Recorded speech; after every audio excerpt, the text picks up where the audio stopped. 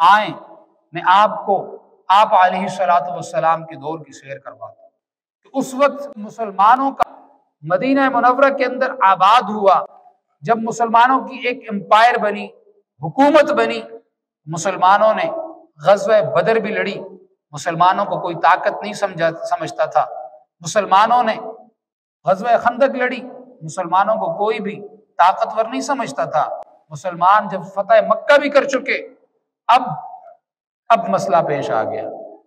اب عالمی طاقتوں کو، جیسے آج کی عالمی طاقتوں کو یہ سمجھ آ گئی کہ یہ ایک نئی امپائر، ایک نئی پاور دنیا کے اندر جنم لے رہی ہے۔ اس سے پہلے کہ یہ ایک ایسی طاقت بن جائے کہ اس کو شکست دینا ناممکن ہو جائے، اس سے پہلے ہی ہم اس کے اوپر حملہ کر دیتے اور ان مسلمانوں کو صفائے ہستی سے مٹا دیتے۔ یہ واقعات آ گئے، یہ موقع آ گیا۔ اب آپ اس بات کو، اس واقعے کو اس دور سے ذرا جوڑیں، سمجھیں۔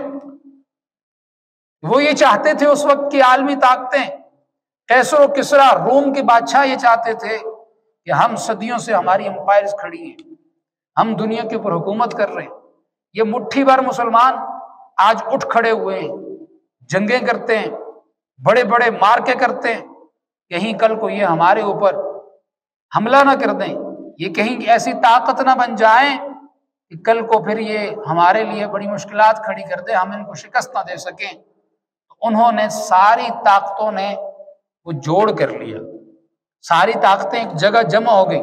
جو ایسے آج امریکہ اور روس ایک دوسرے کے سخت مخالف، لیکن اس کے باوجود بھی مسلمانوں کے خلاف سارے ایک پلیٹ فارم پہ ہیں۔ اسی طرح قیصر و کسریٰ، روم کے بادشاہ، یہ ایک دوسرے کے سخت مخالف ہوا کرتے تھے، لیکن مسلمانوں کی جب اڑتی ہوئی سواری دیکھی تو یہ سارے ایک جگہ جمع ہو گئے۔ انہوں نے کہا نہیں، مل کے مسلمانوں کو ختم کریں گے۔ اب وقت یہ ہے کہ آپ علیہ الصلوۃ والسلام نے بڑا وقت جنگوں کے اندر گزارا ہے، صحابہ نے بڑا وقت جنگوں کے اندر گزارا ہے۔ جو لوگ عالیشان بنگلوں میں رہنے والے تھے، بڑی بڑی مارکیٹوں کے مالک تھے، وہ اب کسان بن چکے ہیں۔ جنگ زدہ ملک کیسا ہوتا ہے؟ آپ کا پڑوسی افغانستان ہے، دیکھیں کسی چیز کی کمی نہیں، لیکن جنگ کی وجہ سے اس کے اندر اب کچھ باقی بچا نہیں۔ اسی طرح اب مدینہ کے اندر بھی جو لوگ مالدار تھے وہ کسان بن چکے ہیں، اس حالت کو پہنچ چکے ہیں، فقر و فاقہ ہے لوگوں کے اوپر۔ اور اب جیسے آج لوگ کہتے ہیں نا، میں بئی کاٹ کر سنتا بڑی دکانوں کا کرایہ کو تو سی، حالات یہ ہیں کہ اب اگر مدینہ کا وقت یہ آ چکا ہے، فصل بالکل کھڑی ہے، کھجوریں پک چکی ہیں، پھل پک چکے ہیں، اب ہر شخص یہی چاہتا ہے کہ میں اپنے باغ میں رہوں، اپنے پھل کو اتاروں، اسے میں مارکیٹ میں فروخت کروں، میں اپنا قرضہ اتاروں، اپنے حالات درست کروں۔ حالات یہ ہیں۔ اور دوسری طرف 40,000 کا لشکر ایک شخص کی کماندار کے اندر آ رہا ہے مسلمانوں پہ حملہ کرنے کے لیے۔ ہر آتا ہوا قافلہ مدینہ کے اندر یہی خبر لے کر آتا ہے، مسلمانوں تمہارے خلاف اگلوں نے صف بندی کر لی ہے، وہ اپنے گھوڑوں کو تیار کر رہے ہیں، جنگ کی تیاری کر رہے ہیں، بہت بڑی فوج تمہارے مقابلے کے لیے تیاری کر رہی ہے۔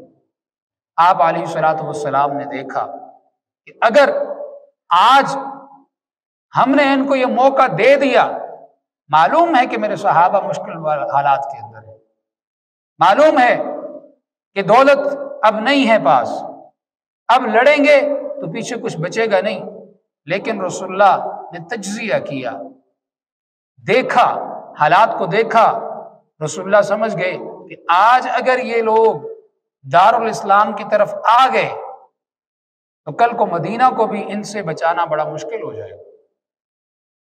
یہ وہ ضرب ہم نے غزوہ حنین میں لگائی تھی جو کفار کو، یہ آخری دہانے پہ کھڑے ہیں، لیکن آج اگر ہم نے ان کے خلاف خروج نہ کیا، جہاد نہ کیا، تو یہ طاقت پھر سے بن جائے گی، ان کا اتحاد پھر سے ہو گیا، یہ ایک نئی طاقت بن جائے گی جو مسلمانوں کے لیے بڑا خطرہ ہوگا۔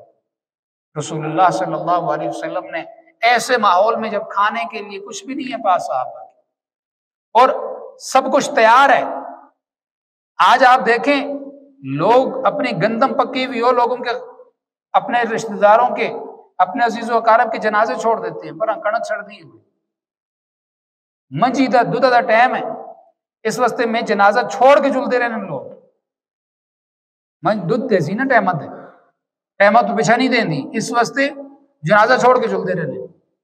ایسے حالات آج بھی ہیں، اور اس وقت بھی صحابہ کے سامنے یہ حالات ہیں کہ آج اگر ہم جنگ کے لیے نکلے تو جنگ پتہ نہیں کتنے عرصہ چلتی ہے، واپس آئیں گے تو یہ پھل درختوں کے اوپر ہمارا انتظار تو نہیں کرتا۔ آپ علیہ الصلوۃ والسلام نے جنگ کی دعوت دی، صحابہ نے تیاریاں شروع کی، اور مختصراً یہ کہ آپ علیہ الصلوۃ والسلام نے کہا کہ ایک بڑی طاقتوں کے ساتھ جو خود کو طاقتیں منواتی ہیں دنیا میں، ان کے ساتھ ہمارا مقابلہ ہے، لہٰذا چندہ دو جنگ کے لیے۔ رسول اللہ نے چندہ مانگا۔ یہ وہ واقعہ ہے جس میں حضرت ابوبکر صدیق رضی اللہ تعالیٰ عنہ نے اپنے گھر کا سارا مال لا کے دے دیا۔ یہ وہ واقعہ ہے جس کے اندر حضرت عثمان غنی رضی اللہ تعالیٰ عنہ نے اتنا مال صدقہ کیا کہ آپ علیہ الصلوۃ والسلام نے حضرت عثمان کو فرمایا کہ عثمان، تم نے اپنی دولت سے رب کو اتنا راضی کیا ہے، تم نے رب کے رستے میں اتنا خرچ کیا ہے کہ آج کے بعد اگر تم کچھ بھی کرتے ہو تو اس کا تمہارے سے کوئی حساب نہیں ہوگا۔ یہ وہ واقعات ہیں، یہ جتنے واقعات آپ سیرت کے سنتے ہیں یہ اس موقع پر ہوئے تھے، ایسے حالات پر ہوئے تھے۔ مسلمانوں کا 30,000 کا لشکر چلا جنگ کے لیے۔ اب اتنا بڑا لشکر مسلمانوں کا اس سے پہلے نہیں بنا تھا۔ اب 30,000 بندے کا دن کا کھانا، رات کا کھانا، صبح کا کھانا، مسلمانوں کے پاس حالات نہیں تھے۔ 18 بندوں کے پاس ایک اونٹ تھا، وہ باری باری پہ چلتے تھے، سخت دھوپ تھی اور جنگ کے لیے جا رہے ہیں۔ اس میں کسی کے پاس اگر کلو کھجوریں تھی، 1 کلو کھجوریں، تو اس نے وہ لا کے صدقہ کی۔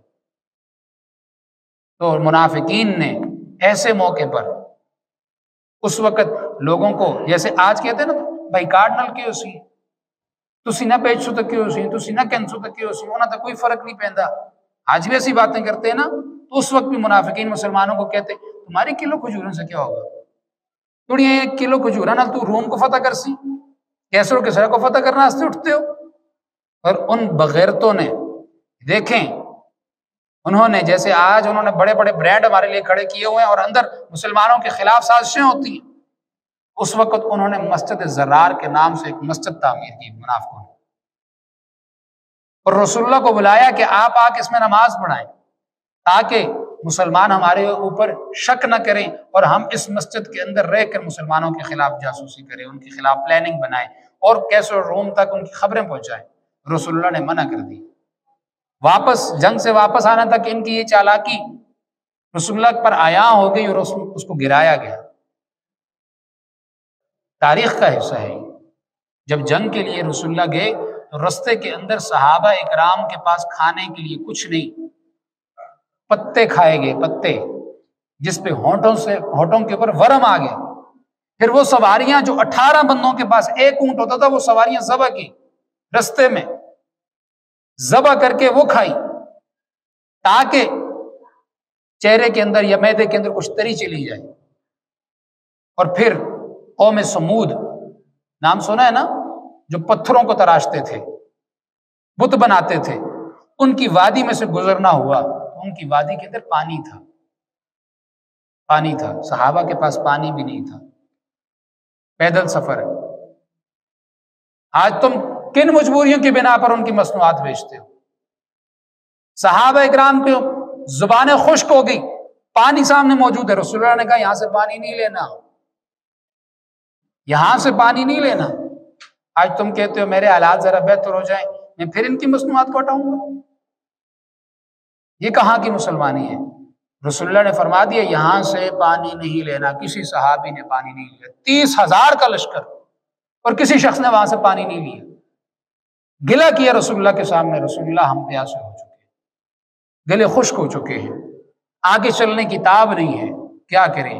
رسول اللہ نے دعا فرمائی، رب تعالیٰ نے بادل بھیجے، برسات ہوئی، سب نے پانی پیا، لیکن مدد اللہ کی تب آئی جب پہلے قربانی دی۔ ہماری قوم قربانی دینے کو تیار نہیں ہے۔ رسول اللہ نے اس وقت جب مسلمان بے بس تھے، مسلمانوں کے پاس کچھ نہیں تھا، معیشت نہیں تھی، تلواریں نہیں تھی، اسلحے نہیں تھے، وسائل نہیں تھے، خروج کیا اور مسلمانوں کی عزت بچی۔ کیونکہ جب مسلمانوں نے اپنی طرف سے قربانی دی تو اللہ نے اپنا وعدہ سچ کر دکھایا اور مسلمانوں کو فتح ہوئی۔ آج کا مسلمان اسے اپنے اللہ پر یقین نہیں ہے، اس لیے وہ اپنے حصے کی قربانی دینے کو تیار نہیں کہ اللہ تعالیٰ کی طرف سے مدد ہے۔ اپنی طرف کی قربانی نہیں دینی، بس اللہ تعالیٰ مدد کر دیں۔ یہ تو وہ حضرت موسیٰ علیہ السلام والی قوم کی بات ہوگی، جب حضرت موسیٰ نے فرمایا اپنی قوم سے چلو جنگ کرنی ہے، تو انہوں نے کہا تم اور تمہارا خدا جا کے جنگ تو نہیں کر سکتے۔ آج ہماری بھی وہی حالت ہے۔ آج ہم نے پارلیمنٹ کے اندر ایسے لوگ بھیجے ہیں، یقین مانے الامان والافی، جہاد کا فتویٰ آیا، کچھ لوگ کہتے ہیں مولوی جل کی جہاد کریں، مولوی جل کی جہاد کریں، ناسی کے کریں۔ بھئی مولوی کا کام فتویٰ دینا ہوتا، قاضی کا کام ہوتا ہے فیصلہ کرنا، مجاہد کا کام ہوتا ہے جا کے لڑنا۔ اگر فتویٰ بھی مولوی نے دینا ہے، جہاد بھی مولوی نے کرنا ہے، پھر تم کس بات کی مولی ہو بھائی؟ تمہیں کس دن کے لیے پالا ہے؟ تم بھی بتاؤ، اتنی بڑی فوج ہم نے کس دن کے لیے رکھی ہے؟ ہم نے وہ ایٹم بم جو اپنے پیٹ کاٹ کے دیا، آج تک ہمارے ملک میں لوڈ شیڈنگ ہے کیونکہ ہم نے ایٹم بم بنایا ہے۔ آج تک ہمارے لوگ اس چیز کو محسوس کرتے ہیں، کمی محسوس کرتے ہیں، سب کچھ برداشت کرتے ہیں کہ ہماری فوج مضبوط ہو، اور اس کے باوجود ملتا کیا؟ ہمیں آگے سے یہ جواب ملتا ہے، جاؤ تم جا کے یاد کرو۔ یہ وہ لوگ ہیں جو نہ تو ملک کے وفادار ہیں نہ اسلام کے وفادار ہیں۔ میں یہاں پہ ایک بات عرض کروں گا، یہ ان کی غلطی نہیں ہے، یہ غلطی ہماری ہے۔ یہ آج یہ الفاظ اس لیے کہہ رہے ہیں کہ یہ طاقت ہم نے انہیں دی ہے، یہ ہمارے ووٹوں سے مانگے ہیں۔ جب ہمارے ووٹ دینے کی باری آتی ہے، ہم پارٹیوں کو دیکھتے ہیں، ہم یہ کہتے ہیں یہ پی ٹی آئی ہے، یہ مسلم لیگ ہے، یہ جمعیت ہے، یہ پیپل پارٹی ہے، اس لیے میں اس کو ووٹ دے رہا ہوں۔ یہ نہیں دیکھتے کہ جس بندے کو دے رہا ہوں یہ کیا ہے، اس نے جا کے کیا کرنا ہے۔ آج تک پارٹیوں نے تو کسی کو کچھ نہیں دیا، آج تک کسی پارٹی نے، چاہے وہ دینی ہو چاہے وہ سیاسی ہو، پارٹیاں کسی کو کچھ نہیں دیتی، جماعتیں کسی کو کچھ نہیں دیتی، لیکن آپ نے ان لوگوں کو اتنی طاقت دی کہ وہ آج کھڑے ہو کے اسلام کے خلاف بات کرتے ہیں۔ اور وہ مسلمان جو حماس، جو وہاں مسلمانوں کی طرف سے لڑ رہے ہیں، انہیں دہشت گرد کہتے ہیں، اور وہ لوگ جو مسلمانوں کا قتل عام کرتے ہیں، انہیں وہ انگریز جو بنگال میں ہماری عورتوں کے اوپر، پیٹھ کے اوپر پچھیاں باندھ کے اس کے اوپر بیٹھ کے عورتوں کے اوپر سواری کرتا تھا، آج وہ آپ کو عورتوں کے حقوق پڑھا رہا ہے، وہ آپ کو ویمن رائٹس پڑھا رہا ہے، اور آپ بڑی خوشی سے پڑھ رہے ہیں۔ ایک طرف تو افغانستان کے اندر ان کی تنظیمیں کام کرتی ہیں کہ بھائی عورتوں